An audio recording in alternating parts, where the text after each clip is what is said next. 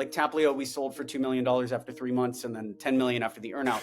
So that's Alex Berman talking about how he bought a software business for no money down and in just 3 months sold it for 8 figures. But that's not even the most impressive part of this video. The impressive part is that he plans on doing the same thing again, but this time with his mastermind. But the question is, why even start a mastermind? Why not courses or coaching or starting an agency? But our agency, X27, we still have on our books. It's just like grinding around. I don't even know what the revenue is. Maybe 30, 40K a month, just like sitting there for years and years and years. Unexitable trap of a business. I'm not putting in any time, but trap of a business in the fact that it's stuck on the books. So the agency, I didn't know what I didn't know. I didn't know agencies become a trap for most people. So then I tried to make it more scalable, more sellable. And then we did courses. So we did Email 10K, which actually started as a partnership thing with somebody, which I think is how we met, Epic Mail Machine. The problem with courses are they're one-time sales. So you can't exit the business, a courses business, and you're always having to grind. So we wanted to add a monthly component to that. So we pivoted more towards, it was 220 coaching. And so the problem with 220 coaching was either me or my co-founder had to do these calls every single day. So then I was like, all right, how do we do this without us doing the calls? So then we came upon AB Mastermind, which is I hire the best coaches in the business. I pay them the right amount. People join and they pay maybe 1/10 of what this coach would pay. And they get extreme value from these coaches. And for me as a business owner, I'm making profit because I'm making more than the coaches are paid. And the coaches are stuck with our students, stuck in that sense that they can't steal the business, because why would a student pay a coach, $1,500 a month or $3,000 or $4,500 a month when they could pay the mastermind $500 a month? It makes no sense, and get all the coaches, not just one coach. So that's what we kind of stumbled upon here. So when it looks like pivots to extreme degrees, but what it really is like it's a path that will only make sense when you look backward and then you forget all of the failed products. Alex's AB Mastermind is the perfect blend of monetization. It has the potential for a big exit that a course selling business lacks, the automation that a traditional coaching business can't achieve, the scalability that an agency would struggle with. Alex has taken the best parts of all of these different business models and put it together to make the AB Mastermind. So it should come as no surprise that a lot of the top creators are following in his footsteps. You have Iman Gadzhi with the Educate platform, which is essentially the same thing. He goes on and he gets a bunch of coaches to teach a variety of skills to his students. Andrew Tate has done the same thing with Hustlers University, which is now called The Real World. He's gone and he's got coaches to teach everything from copywriting to dropshipping, and he's built it in such a way that he doesn't have to actually come in and spend any time with the coaching or with the fulfillment. But the difference is Alex's mastermind is $497 a month. It's priced way higher than both Iman and Andrew Tate's offer, even though they have a way bigger name than him. So how does he do it? To start off, let's talk about Alex's top of the funnel. Alex makes super specific content, right? The other two, they make really generic content, and so they get a ton of views, but the audience it attracts is generally teenage boys and people who don't have a lot of money. But Alex's audience attracts people who have a lot of money and who want to buy. And when it comes to his video ideas, this is what he does. The main thing that I used to do was like someone would ask me, what's the best lead source? Or like, what tool do you use to send cold emails? And then I would just make that the title. It evolved into like, the top 5 ways to send cold emails or whatever. But at its core, it's just like, what is a customer searching for? And you can find these questions. You used to be able to find them on Quora pretty well, but now even GPT will give you some good questions, but you just have to like really push GPT and not take whatever the first thing it says. So like pretend you are the director of marketing in a Fortune 500 company that specializes in apparel, and write a Reddit post where you're just like complaining about all the issues that you're facing right now without a big victory at the end of the post. And then GPT will write, paragraph after paragraph of this guy's issues.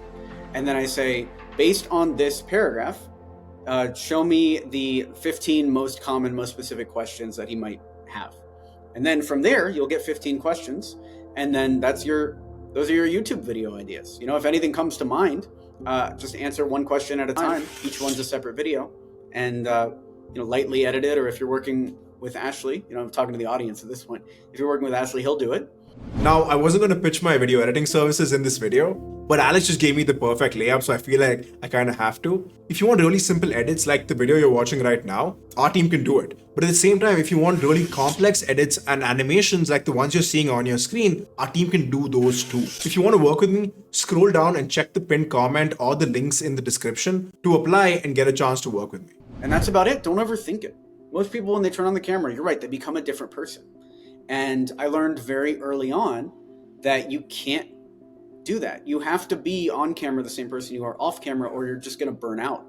That's true. I've had clients kind of, like they speak to me normally, and then when I hit the button, they're acting like they're another person almost, and then I have to kind of be like, hey man, like just speak to me like how you normally talk, I have to kind of be on the call, and they have to look at me and talk and not at the camera, because it's off. That's awesome. That's the way to do it, because if you ask people, bro, to make a video, they will perform. But they're living their everyday life, and people aren't clicking off, like whatever. You're a doctor, someone's coming to you, and they're asking you for medical advice. You're talking, no problem to them. You're not performing for them. They're taking your advice. They're probably even paying you hundreds of dollars an hour if you're a doctor.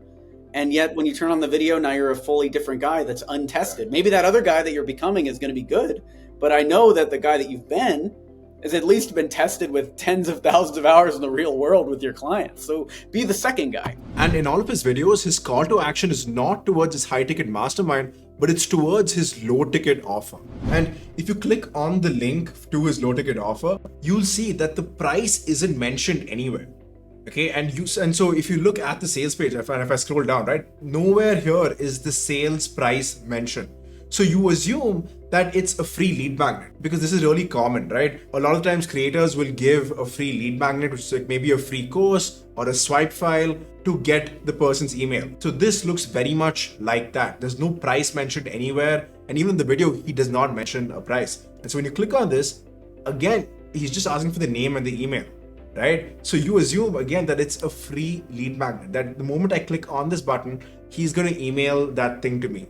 But when you click on it, you realize that it's not free, that it's actually paid. And this is really smart, right? Because if you put the price on the sales page, a lot of times you may not get the email. Like most people who don't want to buy are not going to click on the button. But when you structure it like this, everyone's going to click on it because they're going to assume it's free. And even if they don't convert, even if they don't buy, Alex still has the email. And then once he gets the emails, he starts hitting you with his brilliant and simple daily email strategy. On our daily emails, which have been generating a bunch of leads for our mastermind these days, I'll go in, it's like 3:30 in the morning, and I only write these emails live. No GPT, no queuing, no nonsense. Just sit down and write it live. And I always start with where I am, hooking people into the reality of the world, and then pivoting to some kind of business lesson. And then when they're maximum hyped, finding the right spot to add the calls to action naturally. The call to action from the email pushes you to the mastermind page, and here the price is mentioned. So the leads that come in now are actually qualified. Then from there, they put in their name and phone number, and then we try to call everybody that comes in, but I have AI process the leads. So we have all these checks in there to figure out if a lead's good quality. The most basic AI check, this might be too nerdy for you, but the most basic AI check that I found is just if the IP doesn't match the area code and it's like a non-Western name. So like for instance, if your phone number is New York and your name is obviously Indian name and you're in Mumbai and you have a Gmail account, that's a low priority lead. But if you have an obviously Indian name, but you have a professional business email and you're in Bali, but you have a US area code, that's okay.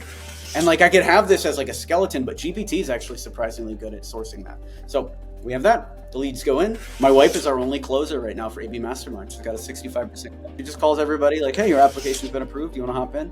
Most people are very, very nice to her. And they just jump in, bro. And then a certain percentage also will buy before they hop on a call. Before we started doing the closing call, we had much fewer people joining than we do now. So how do I monetize my funnel? Number one thing that I've added now, besides the daily emails, which are working phenomenally well, is having somebody, right now it's my wife, but having somebody on the team that's able to call and close these guys as they come in. His wife, by the way, isn't like an experienced closer, like she's just his wife. But the thing you have to realize is people just respond better to an actual person calling them.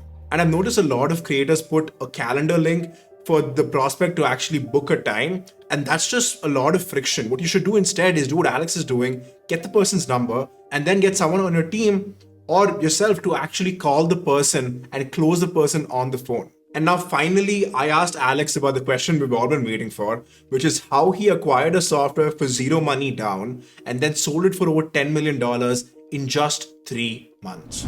Yeah, we did this multiple times, and actually a bunch of different angles. We've done bootstrapping, now we've done Indie Maker, we've done raising money with Venture Studio, how to start a software company for creator.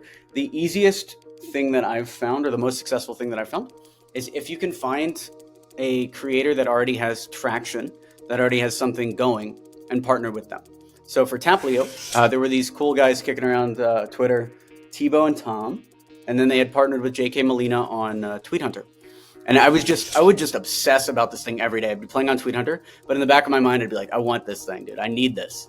I want to own this software. How do I make this happen? I reached out to them and they wanted to sponsor a YouTube video of ours. And then I turned that into a partnership of like, hey, how do we build the same tool but for LinkedIn?